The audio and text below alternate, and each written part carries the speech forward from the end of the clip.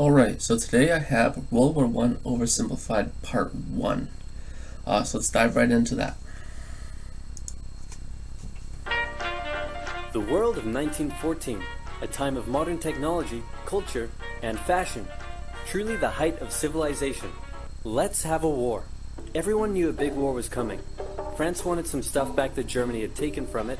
Germany wanted to take more of everyone's stuff, and they were building a big sexy navy that was making the British uncomfortable. These two empires thought they were really cool, but lots of different people who lived there didn't think it was so cool. And some of them had even been declaring independence with help from Russia.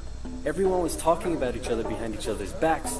Throw in the fact that military technology had come a long way since the last major war, and suddenly everyone was pretty eager to beat each other up. In this area of Austria-Hungary lived some Serbs and Bosnians who hated living in Austria-Hungary. So the Austro-Hungarian Archduke Franz Ferdinand goes there for a nice drive in an open-top car with his car's route published in advance. And that went just about as well as you'd expect. Some assassins were waiting for him along the way and threw bombs at his car, but they missed and blew up some officers behind him instead. So the Archduke goes into hiding, leaves Sarajevo, and the whole war never happens. Except no, the Archduke doesn't leave, but instead goes back out in the open-top car to visit the injured officers in hospital. The driver takes a wrong turn and by sheer coincidence gets stuck beside one of the failed assassins, who shoots him. Austria-Hungary is understandably pissed about all this, and they think the Serbian government had something to do with it, which they might have. So they go to their ally Germany and say, "Hey Germany, we're going to declare war on Serbia," and Germany is all for that. So Austria-Hungary send a big list of impossible demands to Serbia, and when Serbia refuses, they declare war. Austria-Hungary and Germany are friends, and Serbia is protected by Russia, who's friends with France, so they all declare war on each other. Montenegro joins in too. France and Britain also have a kind of alliance, so when France says, "Hey Britain, you got my back?" Britain is like, maybe. And then they decide to stay out of it, which is great for Germany, because Germany has a plan. They know that Russia is so big and clumsy that it will take them a while to get ready for war. So with this guy in charge, Germany will send all its troops into France at lightning speed while Russia's getting ready, defeat France, then move all the troops to Russia and defeat Russia, and then we all speak German and eat Pfefferpottast every day. Just one problem.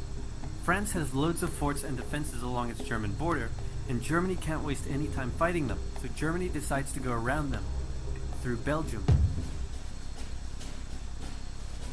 Belgium is neutral, but Germany wants to march 750,000 troops through it to get around France's defenses.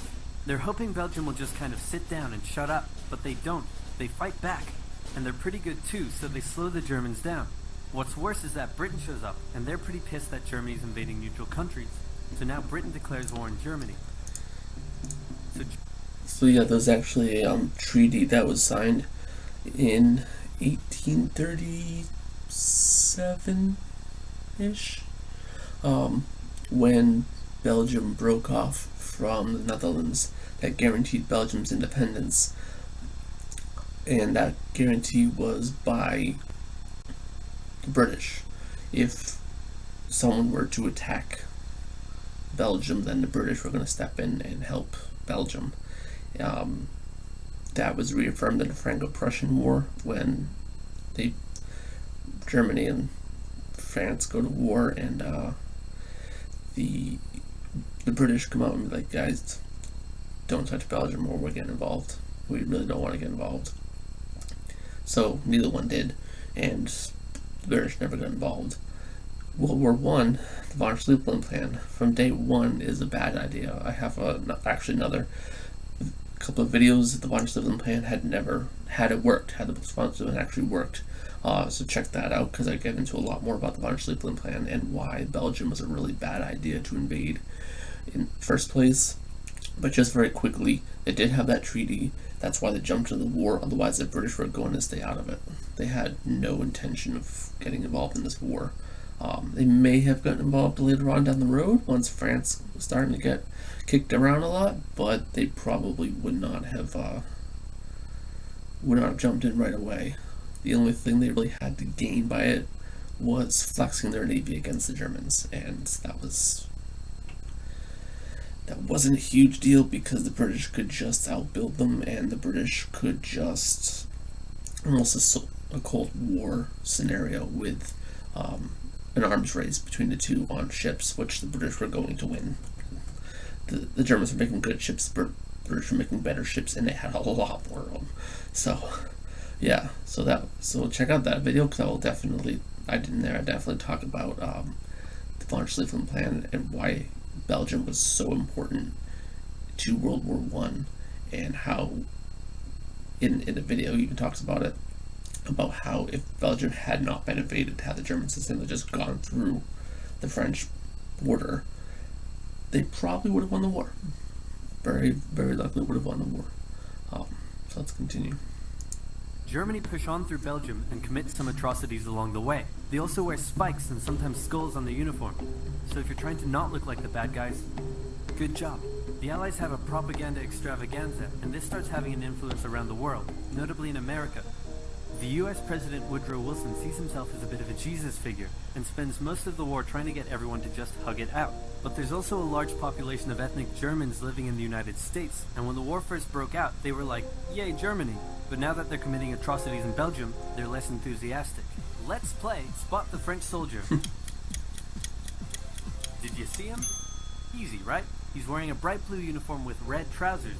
And do you know who else spotted him easily too? The Germans. So when the French were slowly marching in columns through the countryside, the Germans easily tore them to shreds with their giant guns. All the nations involved in this war went in with an old school war mentality. Yeah, an issue with World War One is that it's like the American Civil War. I did talk about in a previous video, that the technology and the strategies were not aligned. The technology was up here, and the strategies were down here, and the French strategies were near the bottom of that list. The French were really bad at modernizing their strategies. They proved in the Franco-Prussian War, they proved it in World War One, they proved it again in World War Two.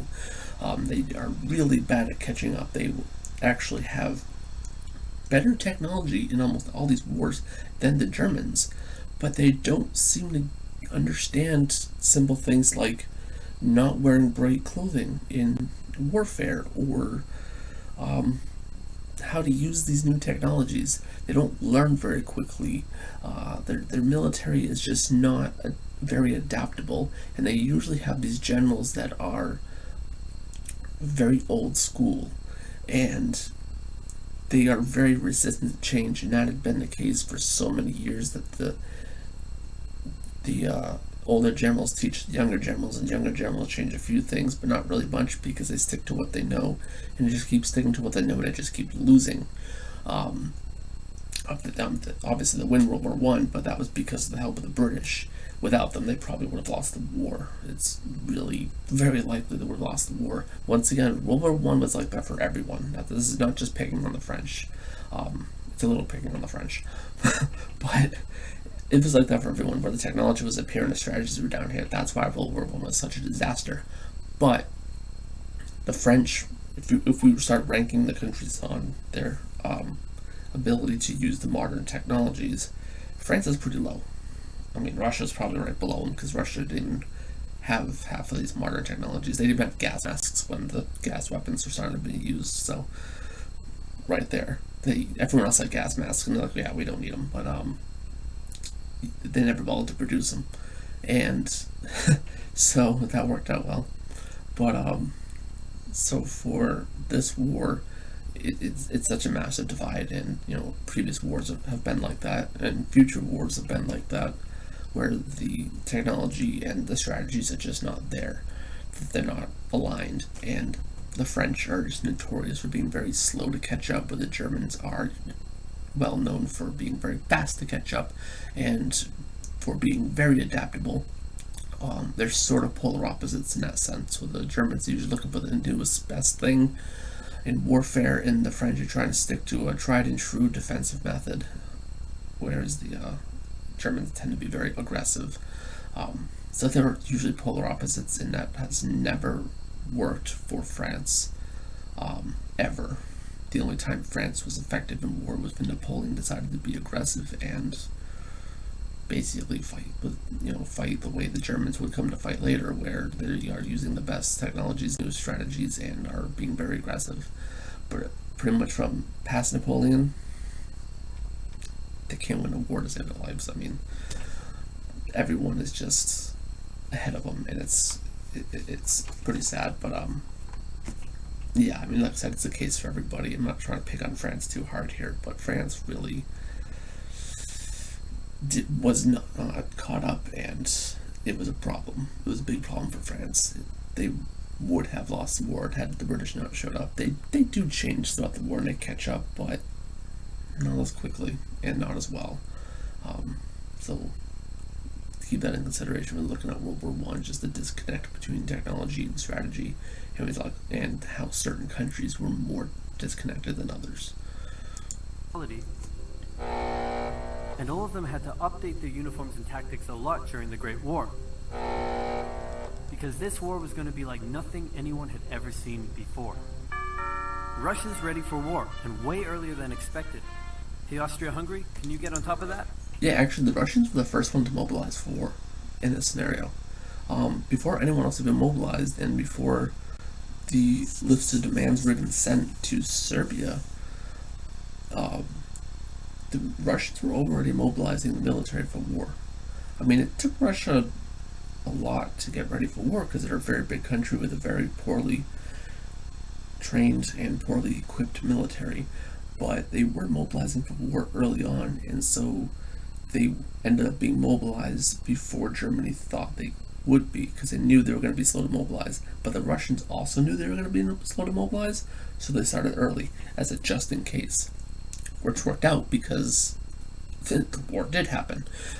So that just in case did happen, and it really did catch the Germans off guard. It doesn't really help the Russians because they still do horribly, and they still have a revolution, and the Tsar gets toppled, and the Bolsheviks take power, and they lose the war, and all of that jazz. But they definitely get an A for effort at the beginning for being the first ones to mobilize, and for seeing that this is potentially going to be a really big crap show. So we're going to go ahead and just start getting ready now, because we know that we're not very good at doing this. And it's going to take some time. But yeah, so it totally caught Germany off guard. And some people argue that this was a bigger catalyst for the war than Germany's mobilization, and Germany's sort of blank check towards Austria saying, you start a war, we're going to back you 100%, because now Serbia was emboldened by the fact that Russia had mobilized its military, or was mobilizing its military. That it wasn't just Russia saying, yeah, we've got your back. Russia was showing that they had their back. Russia had its military getting ready for war before anyone else.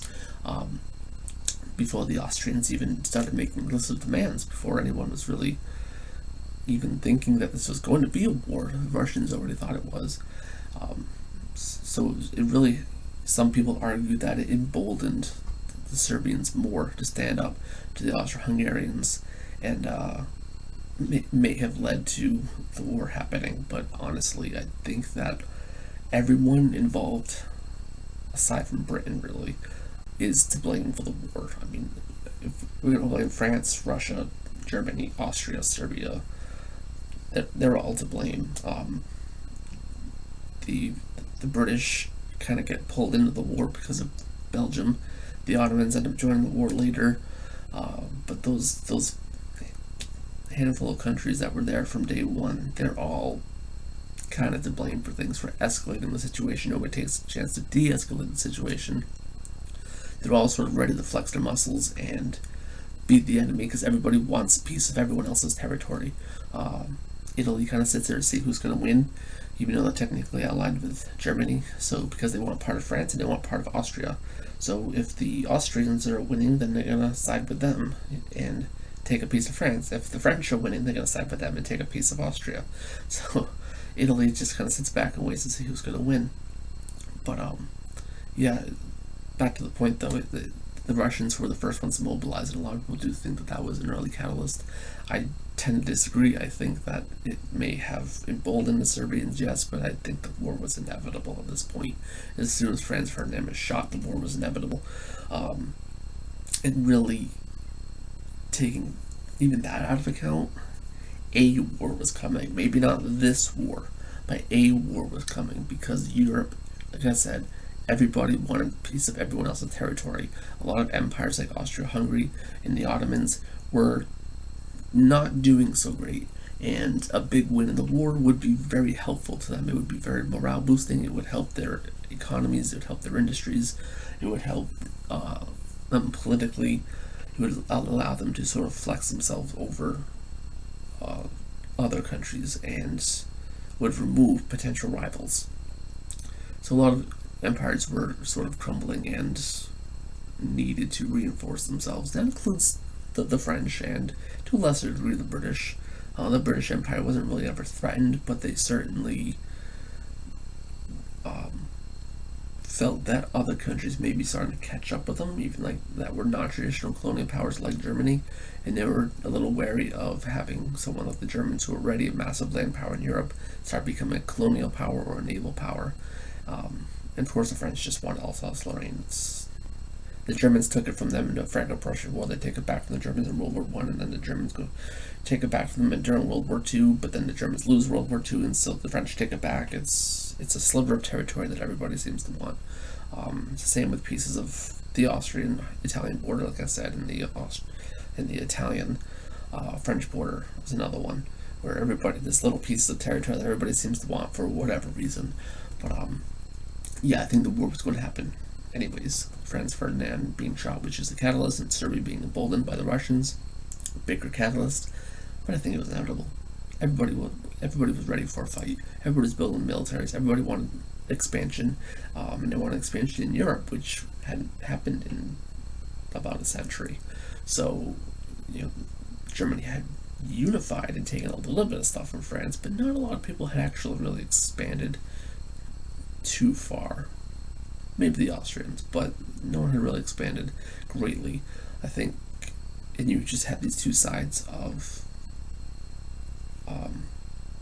ideologies too. You had sort of the newer powers, the newer imperial powers, like the German Empire and the Austro-Hungarian Empire, which are fairly recent. Then you had the French and the British, who, even though the French were a republic at this time, and they still maintained the overseas empire, they were still an old colonial empire, as were the British. So it was sort of this like new versus old in a way. And same with the Russians. They had been an empire for centuries at this point. So there was sort of an old versus new part of this. So there's a lot of factors that go into this war starting. There's a lot of them that go into it, and there's a lot of things that basically make World War I almost inevitable. If not this particular scenario, like I said, with this particular setup, then something was coming. That Germany and France were probably going to fight again. That was the biggest thing, is Germany and France just sort of looking for a reason to fight each other again. So when the opportunity came up because of this whole situation, both were eager to go. The Germans wanted to beat the French again. The French wanted to take back Alsace-Lorraine. The Germans saw the French rebuilding the military after the Franco-Prussian War, kind of wanted to slap them back down, and this time they wanted to take their colonial territories, not just European territories. So really, this war was going to happen. This war was going to happen in some instance. But anyway, I'm rambling, so let's continue. Oh yeah, sure, we've got this. Nope. So Germany has to send some troops back to the east to defend against the Russians.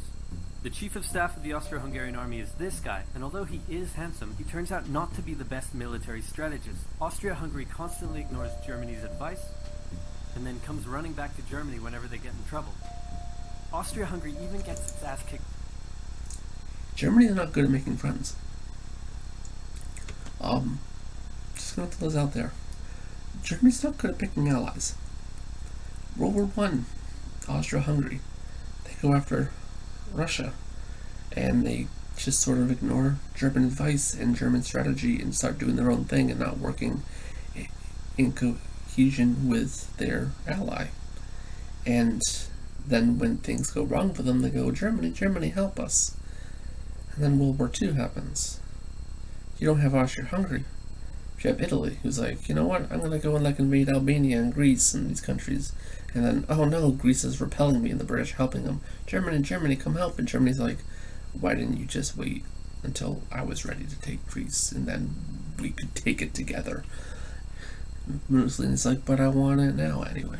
Yeah, so Germany's not very good at picking their friends. They tend to be very unreliable, and they don't listen. And then when things go wrong, they kind of blame Germany for the problems, and then at the same time come running for help. And Germany just ends up having to overexert itself to help people who are just incompetent. And it's kind of funny that it happens in both world wars, because if you kind of picture Germany as being a person, you're just like, what the hell, guys?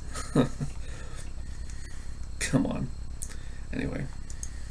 Picked by tiny Serbia, who repels all their invasion attempts at the start of the war. It's better news for Germany in the north, though, where they almost completely wipe out the Russian Second Army.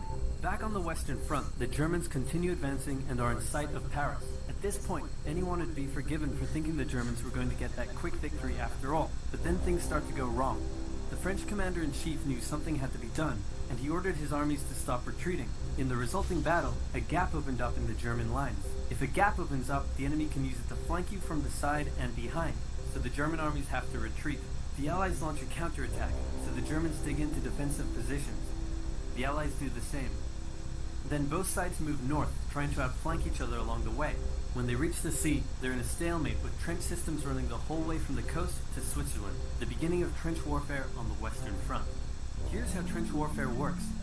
Two opposing lines of trenches with no man's land in between.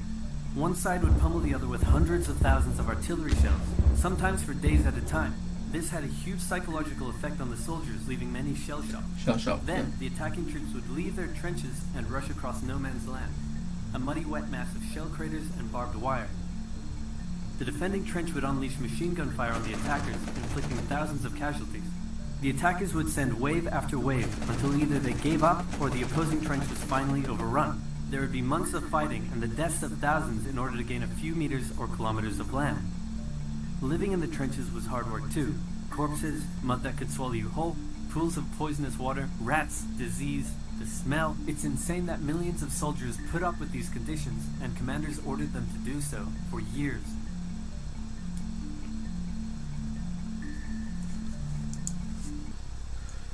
Alright, yeah, so, I mean, I kind of rambled on that one already. I like this video a lot. I like the oversimplified videos. I'm going to do part 2 very shortly, so I'll have that up for you guys in a couple of days, so be sure to check that out. But overall, I like these videos a lot, and I kind of already said most of what I want to say during the video, but I'll have part 2 very soon, so be sure to check that out. If you liked this video, please like and subscribe. If you have other videos you'd like me to check out, whether alternative history or regular history, please put in the comment section and I will take a look at them. I'll definitely check them out. So I will see you next time.